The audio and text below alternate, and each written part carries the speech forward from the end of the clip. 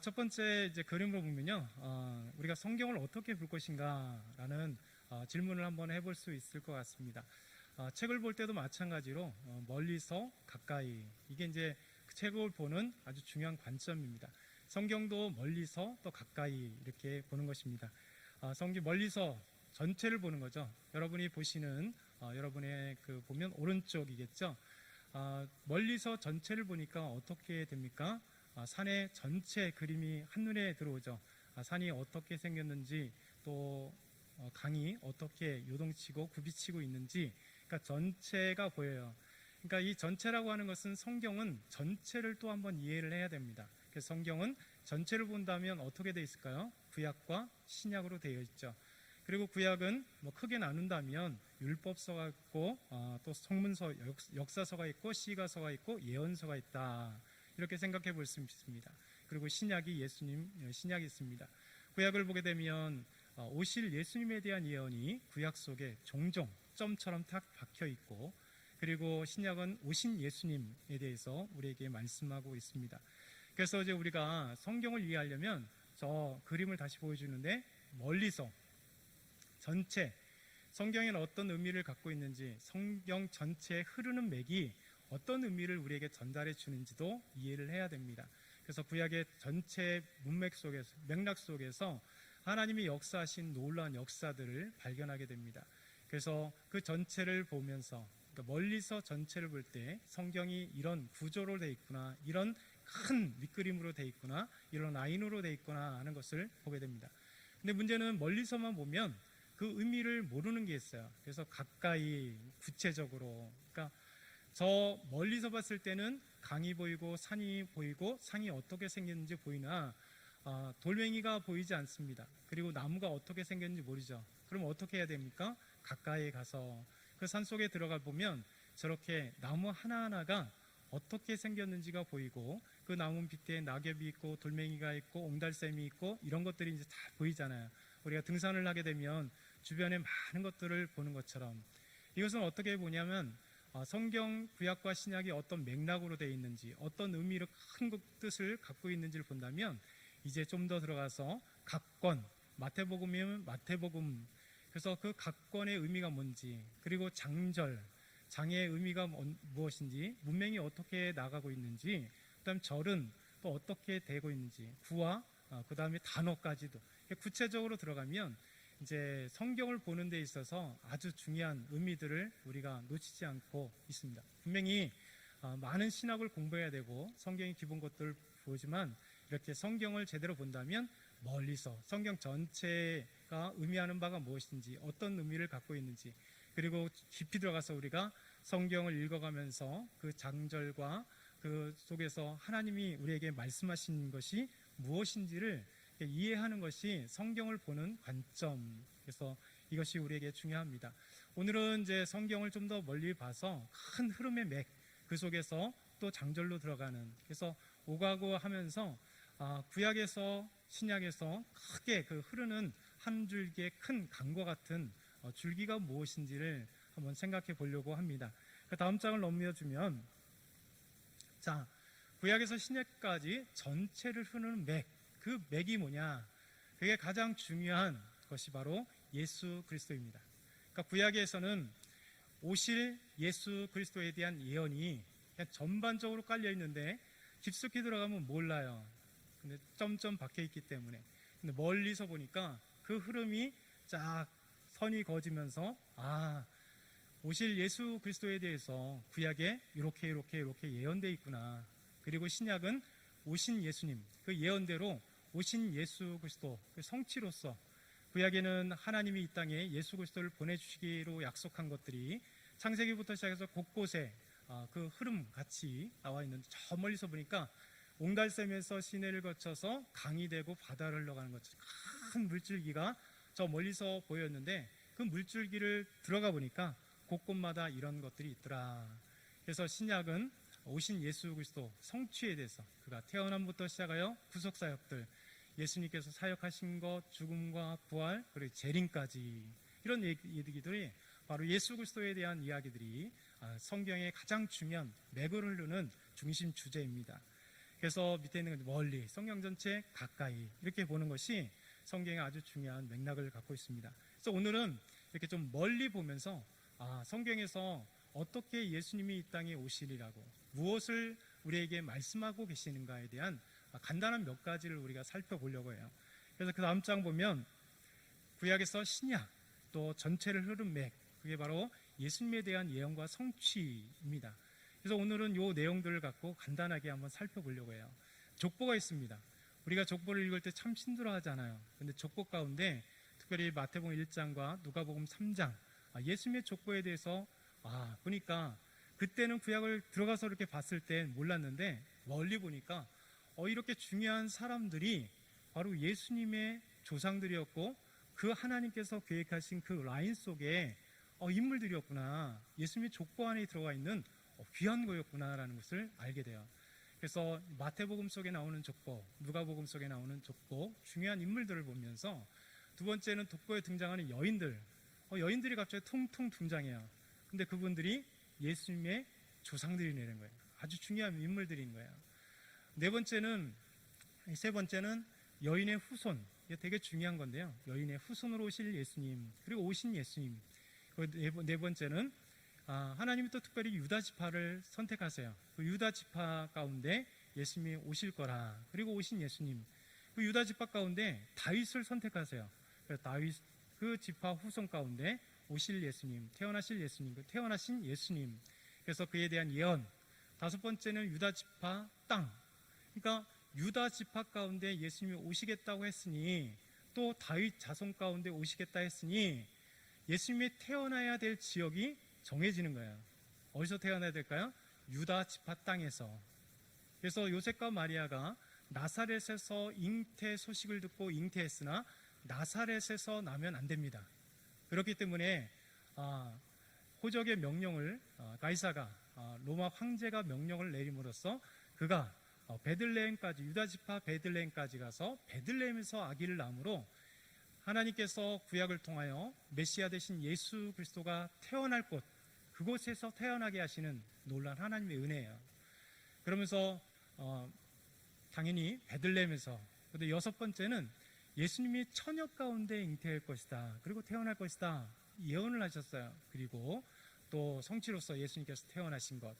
근데 이 땅에 아기로 태어났는데 그 아기가 그냥 아기가 아니라 바로 예수님은 하나님이시다라는 이 놀라운 전체 예수님에 대한 맥들이 성경 곳곳에 흩어져 있는 것들을 쫙 연결해 보면 이런 의미가 있다라는 것을 오늘 한번 보려고 합니다.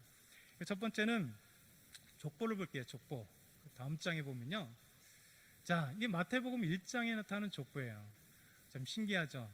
근데 이 족보 안에 많은 사람이 빠져 있습니다.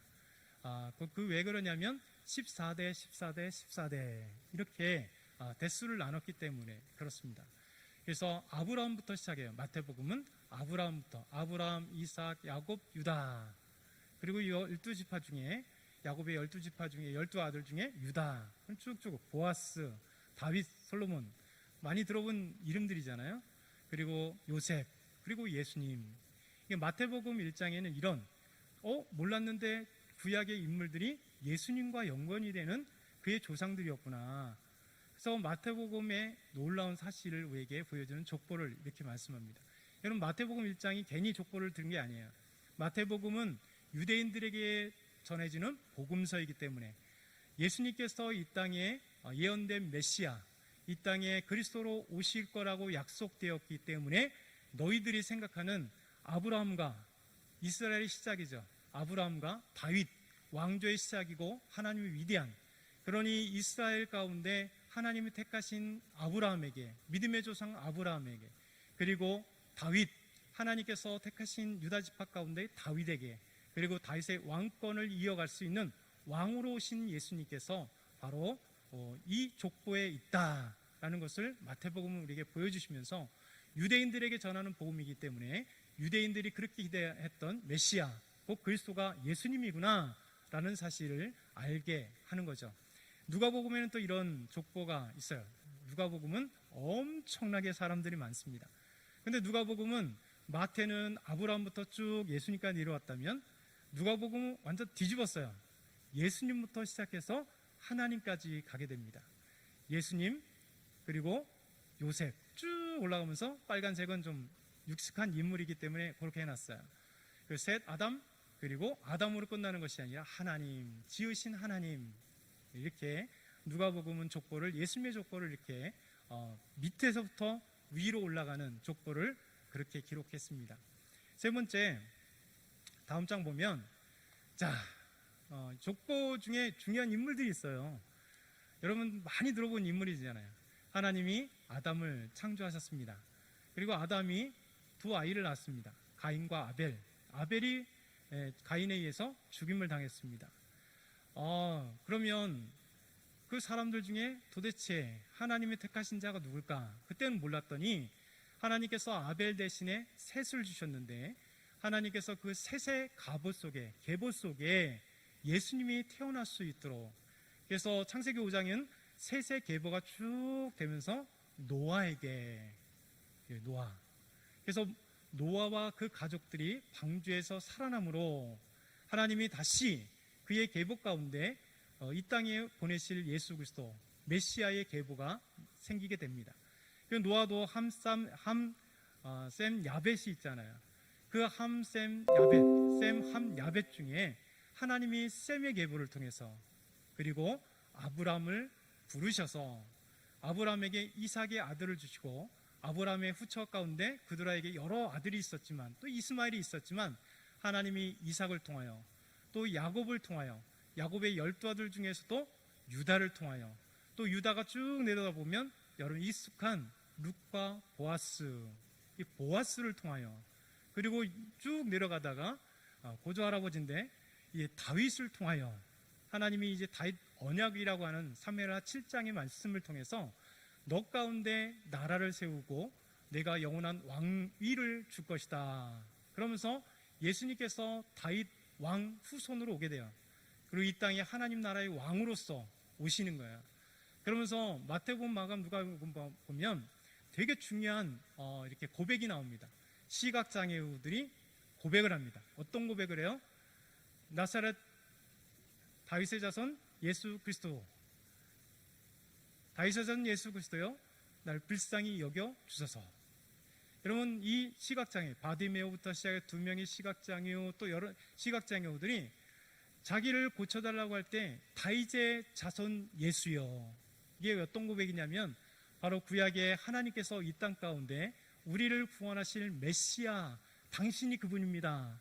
메시아가 오시면 나의 시각장애를, 이사야 말씀에 그 시각장애를 낫게 하시고, 귀가 어두운 이 청각장애를 낫게 하시고, 나병을 낫게 하시는 이 놀라운 말씀이 그 메시아가 행하실 것을 예언하셨기 때문에 당신은 그분입니다, 나를 치료해 주십시오라고 하는 그 믿음의 고백이 있는 겁니다. 다시 보여주시면, 그래서 다윗을 하나님께서 택하시고 솔로몬, 그리고 다윗의 자손들이 많은데도 그 중에 솔로몬, 그리고 솔로몬 다음에 르호보암을 통해서 남북이 나눠지죠.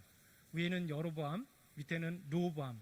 그래서 하나님이 다윗의 후손 가운데 예수님이, 그리고 그의 왕조가 세우겠다 약속하셨기 때문에 북이스라엘은 계속해서 왕조가 바뀌고 쿠데타가 일어나고 다른 사람들이 계속 바뀝니다.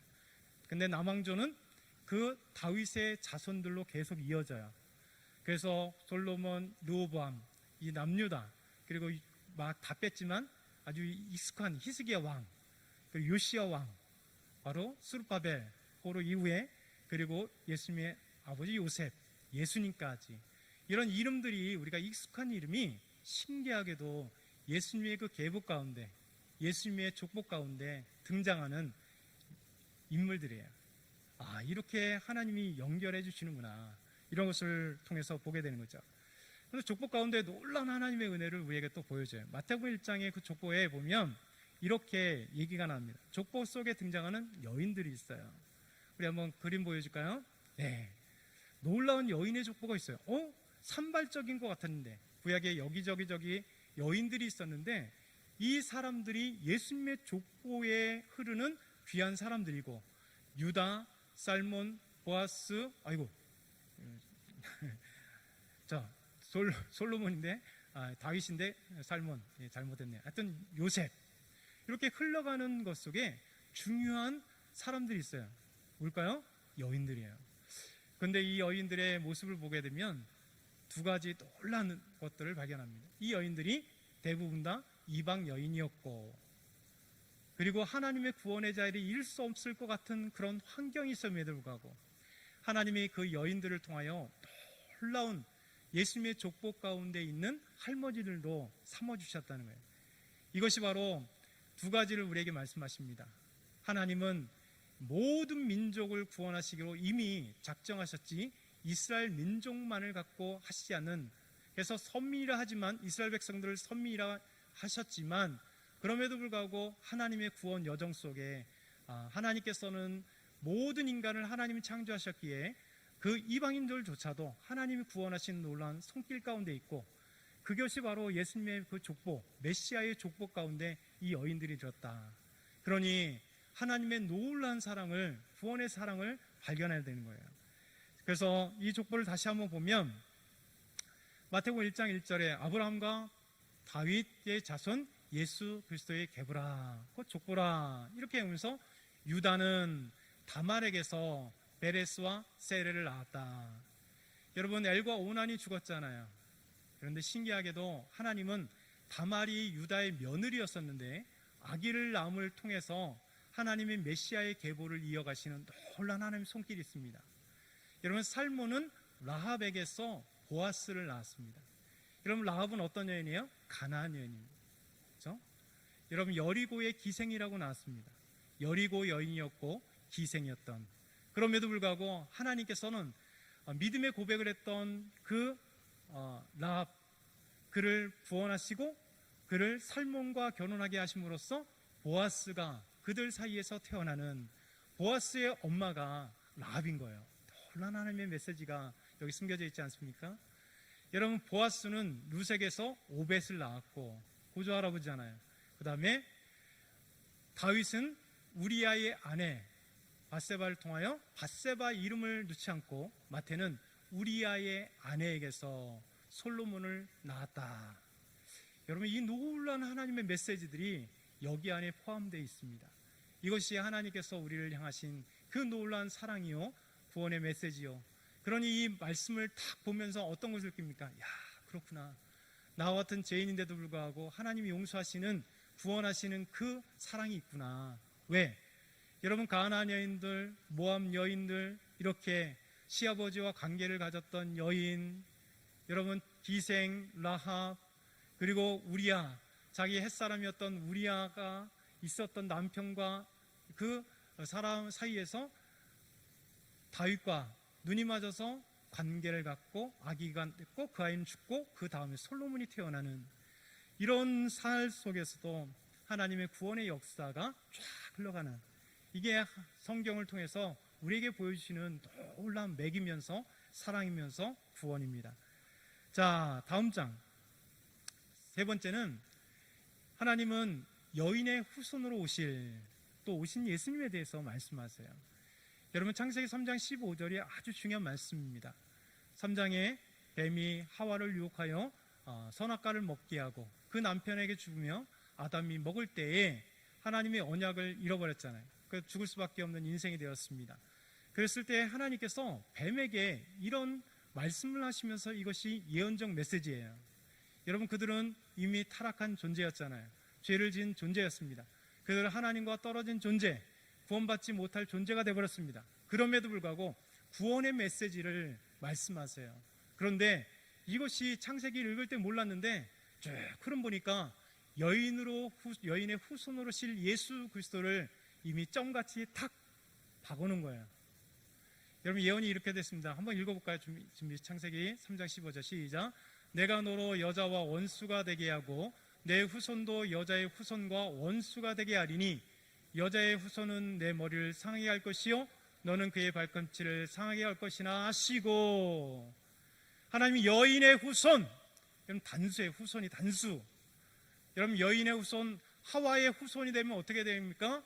후손 드려야 됩니다. 수많은 사람들이 태어났기 때문에, 열국의 어미가 되었기 때문에. 그런데 하나님은 여인의 후손을 얘기할 때 단수로 얘기합니다. 그 여인의 후손 한 사람, 그 사람의 뱀의 머리를 상하게 하는 겁니다.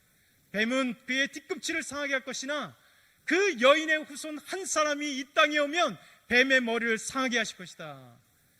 여러분, 사단은 예수님을 십자가에 다는 뒷구머리를 그러나 예수님은 십자가에서 죽으심으로 우리의 구원을 완성하심으로 여인의 후손으로 오신 예수님께서 뱀의 머리를 팍 짓눌러 상하게 하는, 뱀을 이기시고 죽음의 권세를 이기신 예수 그리스도, 그 놀라운 사건을 하나님이 죄를 지은 아담과 하와에게, 죄를 짓게 만 이 뱀에게 예언하시는 놀라운 메시지가 창세기 3장 15절에 예언되어 있어요. 여러분, 창세기를 읽다 보면 모르죠. 신약을 통해서 보니까 이것이 바로 구원의 메시지요, 예수님에 대한 메시지인 것을 알게 됐던 것이죠. 여러분, PPT 다시 보면서 여인의 후손으로 오신 예수님이 어떻게 성취되는가? 여러분, 마태복음 1장 16절을 보면 이렇게 얘기합니다. 자, 성취가 됩니다. 야곱은 마리아의 남편 요셉을 낳았으니. 그러면 어떻게 계속되냐면 다윗이 솔로몬을 낳았어요. 아브라함이 이삭을 낳았어요. 아버지가 아들을 낳은 그 구조로 계속 이렇게 되다가 갑자기 16절 오니까 요셉이 그리스도라는 예수를 낳은 것이 아니라 뭐라고 했습니까? 마리아에게서 그리스도라 칭하는 예수가 아니라 메시아라고 칭하는, 그리스도는 헬라어이기 때문에 히브리어는 메시아, 똑같은 단어입니다. 메시아라는, 그리스도라는 칭하는 예수님이 어디서 난다고요? 마리아에게서, 여자의 후손 가운데 나겠다. 갈라디아 4장 4절에는 다윗이 이렇게 얘기를 합니다. 다윗이 아니에요. 헷갈리네. 그래서 바울이 때가 참에, 하나님이 경륜하신 때가 참에 하나님의 그 아들을 보냈는데 여자에게 나게 하시고, 당연히 사람은 여자에게서 나죠. 여러분, 근데 그것은 이 생물학적인 여자가 아니에요.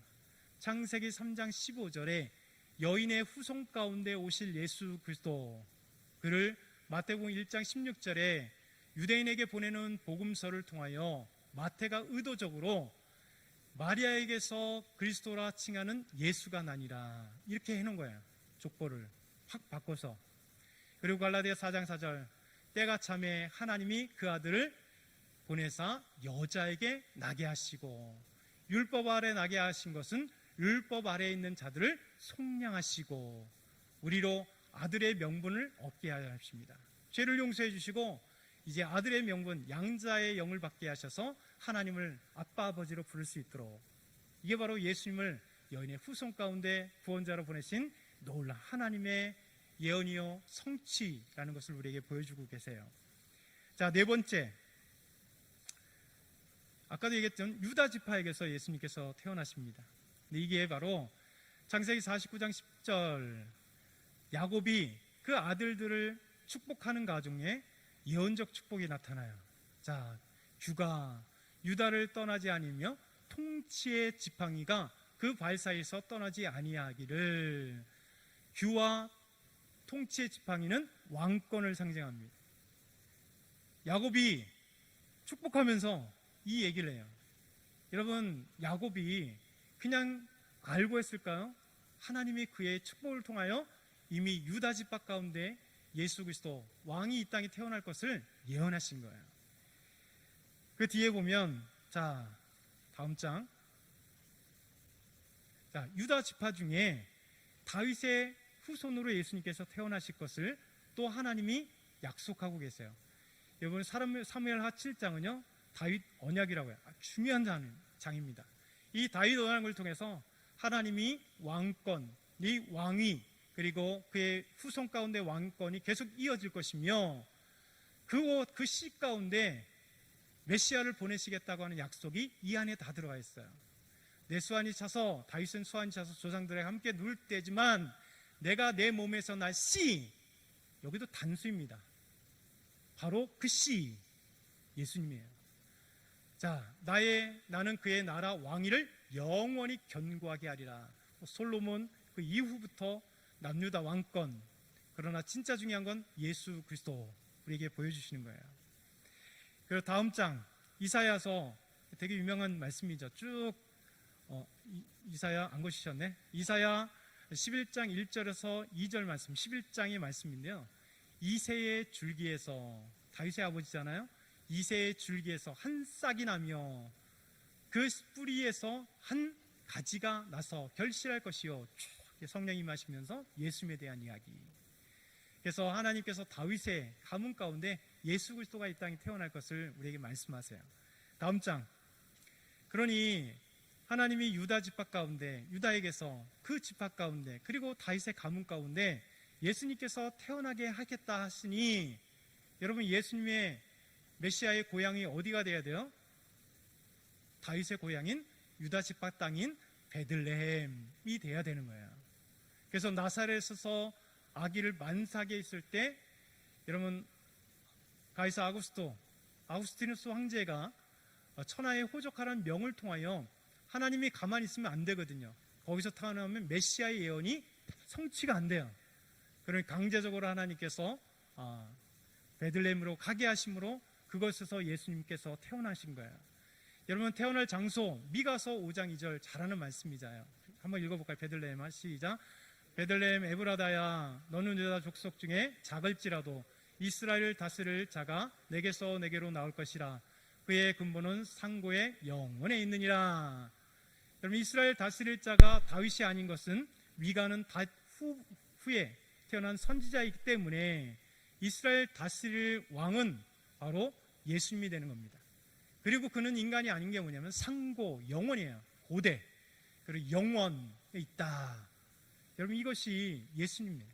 그러니까 마태복음 2장에 누가 나와요? 동방에서 박사들이 와서 유대인의 왕으로 나실 리가 어디 있느냐 라고 헤롯 궁전에 가니까 발칵 뒤집혔잖아요. 그리고 서기관들을 불렀더니 미가서 5장 2절을 가져오면서 베들레헴에서 메시아가 태어나기로 되어 있습니다. 이렇게 얘기합니다. 예언하시고 예수님의 고향이 베들레헴이어야만 하는 이유가 여기 있는 거예요. 자, 다음 장.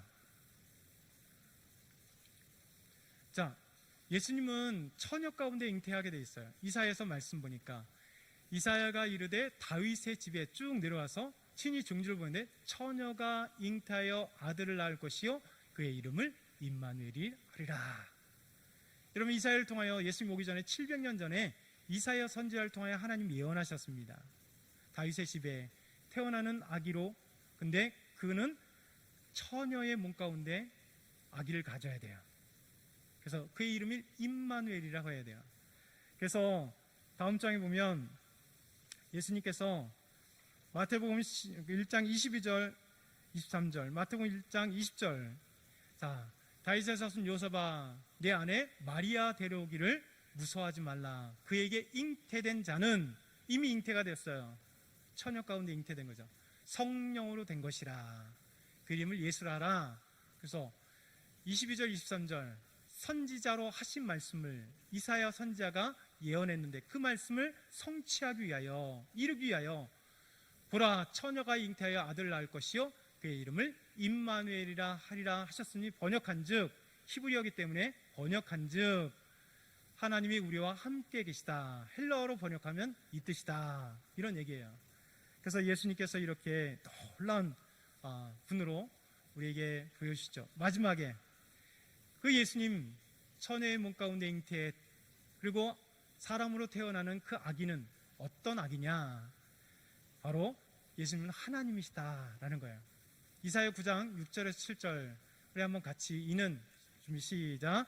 이는 한 아기가 우리에게 낳고 한 아들을 우리에게 주신 바 되었는데 그의 어깨에는 정사를 메었고 그의 이름은 기묘자라 모사라 전능하신 하나님이라 영존하시는 아버지라 평강의 왕이라 할 것입니다. 그 정사와 평강의 더함이 무궁하며 또 다윗의 왕자와 그의 나라에 군림하여 그 나라를 굳게 세우고 지금 이후로 영원히 정의와 공의로 그것을 보존하실 것이라.